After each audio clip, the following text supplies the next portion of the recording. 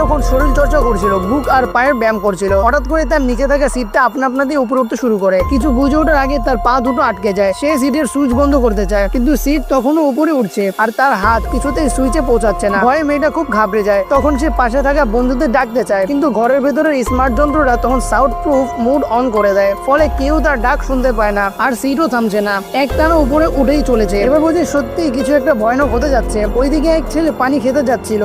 গ্লাসের মধ্যে গোলা জিনিস দেখে সে ভাবে এটা বুঝি রক্ত। ভুল বুঝে সে যন্ত্রটাকে ধন্যবাদ দেয়। সে বুঝতেই পারেনি পানির মেশিন থেকে পড়া সেই পানি থেকে ধোয়া উঠছে। এরই মধ্যে মেয়েটা চিৎকার শোনা যায়। তবে ভালো ব্যাপার হলো যার শরীরে সুরক্ষা ব্যবস্থা ছিল সে বেঁচে যায়। আর ঠিক তখনই ছেলেটার শরীরের ভেতর দিয়ে অ্যাসিড ঢুকে যায়। পরে অন্য বন্ধুরা ছুটে এলেও তখন আর ছেলেটাকে বাঁচানো যায়নি, সে আগেই মারা গেছে। ঘটনাও ভয়ানক ছিল, কিন্তু এটা প্রথম না, এর আগে এমন ঘটনা ঘটেছিল। অনেকদিন আগে এক লোক ঘরে বসে মাসাজ চেয়ারে বসছিল। হঠাৎ স্মার্ট যন্ত্রটা রিমোট দিয়ে তাকে আটকে ফেলে। সে অনেক চেষ্টা করে মুক্ত হতে, কিন্তু কিছুতেই পারছিল না। তার স্ত্রী চিৎকার শুনে আসে এবং এসে দেখে ভয় পেয়ে যায়। সে কিছু বুঝে ওঠার আগেই লোকটা মাথা ফেটে যায়, সঙ্গে সঙ্গে তার মৃত্যু হয়।